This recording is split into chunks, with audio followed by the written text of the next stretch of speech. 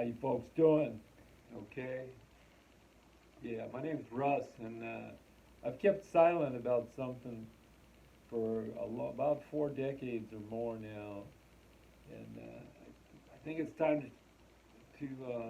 express myself and share this encounter that happened.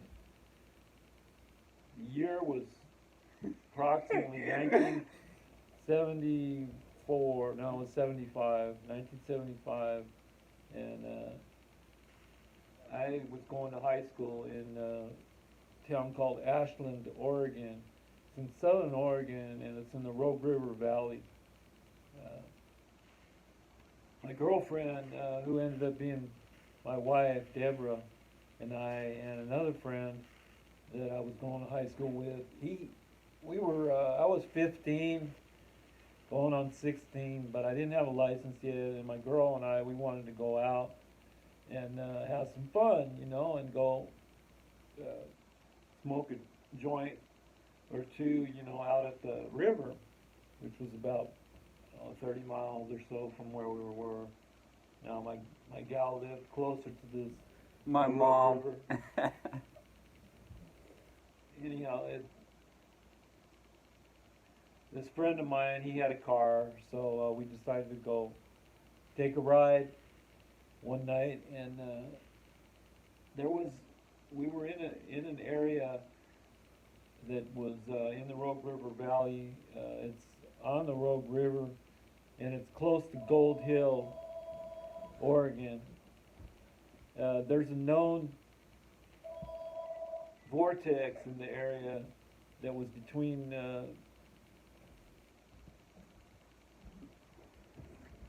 It's not me. Anyhow, so the vortex that we knew about is in Gold Hill, and I had been there.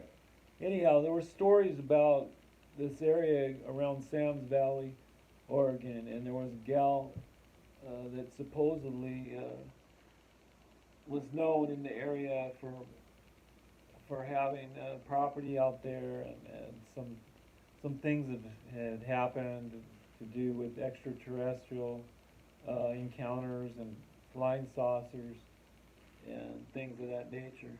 And you said she had encounter. She had been known to have encounter with extraterrestrial, right? Right. Yeah. Anyhow, we'd gone out and that night, and we went to this little there's a little park in Central Point outside on the Rogue River, and it was late at night, and we took a blanket and we walked away from the parking lot and found a spot and put the blanket down, and we were kind of hidden, by some bushes that were really close to the riverbank. Anyway, we're sitting down on this, and we're just checking things out, and etc. And so the first thing is we're just sitting there, and everything's kind of quiet, and it's a real clear night out, and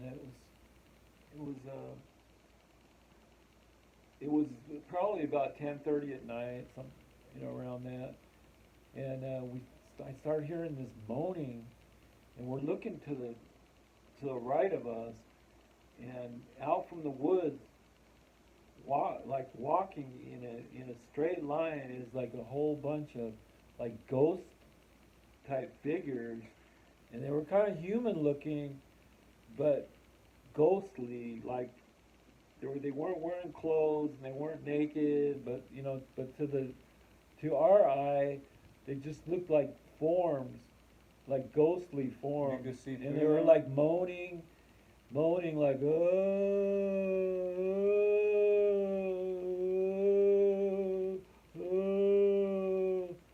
and my girlfriend, she was like, she's like freaking out, and I'm like, don't look. I mean, she did look, and that's what kind of freaked her out, and then the noise, of course.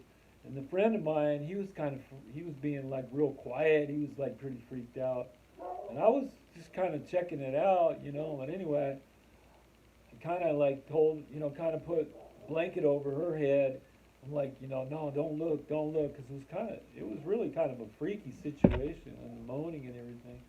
Well, then a few minutes later, we're looking out, and this kind of settled down a little bit. This moaning and the ghosts coming out of the woods, and all of a sudden, About we're 5 looking. Five We're minutes looking. later, or It was about 10 minutes later or so. We're just kind of looking out into the sky, like above the river there, and off to the west, northwest, there was like a tube of light coming up into the atmosphere, into the night sky, and we're just watching, and you could see like these hovering crafts that looked like your typical kind of disc shaped flying saucer. There was other ones that were shaped like more like a bottle with kind of they were elongated, in other words, and they had more of a wide center to them. like And then it a vertical disc, right? Like a disc but vertical. Yeah, something close to that. And so we're witnessing something that I didn't know whether we had tapped into interdimensional type of phenomena or what exactly, but we're just watching something that was just so intense and so unusual. I mean, we're just like kind of shaking, in our shoes, literally, but we're being very quiet, and so we're watching this, and every time a new craft would be on top of this tube of light, then all of a sudden it would quickly be sucked down into this tube, and you couldn't see exactly where it was going, but it was somewhere close to what I recall was Sam's Valley, Oregon, and which was fairly close to north from where we were. You were between vortexes, you said. Yeah, well, it was known. We knew before this that there was a vortex. So again, between Mount Shasta, which was about 100 miles south of where we were in California, Northern California, and Gold Hill, Oregon, there's a known vortex between the two mountains along the Cascade Mountains. Along there's a known vortex between those two areas and around Table Rock, which is in the Rogue River Valley. This was very close in Central Point, right close to Table Rock on the Rogue River. So we were witnessing something quite fantastic. And so we're being really quiet. And then all of a sudden, I guess all I can think is speculate. At the time, we all speculated that there was a blue craft. And it just, all of a sudden I seen it in the sky, and it must have noticed that we could see what was going on as far as this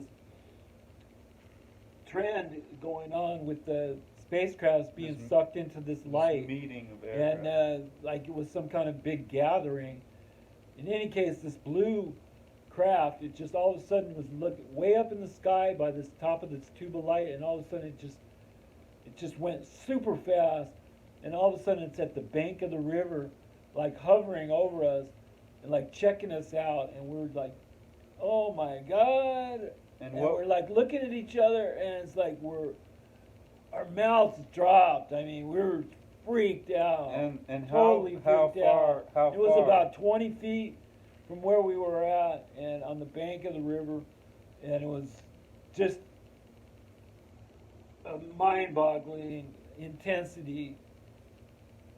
And we just said, let's get the hell out of here. And we were just teenagers. I mean, we got up and we booked. And you said it was looking. We got that blanket and we went back to that parking lot as quicker than snot. Well, how long was the UFO there next to you? It was checking us out for probably a good 30 seconds, and then we were out of there. And we talked about that among us ourselves, and I've never mentioned it to too many people throughout the time. And I guess I figured now's as good a time as any. All I know is this was not some kind of trick. There's no optical illusion involved. This was real. And I just wanted to share it because I think it's of a lot of interest.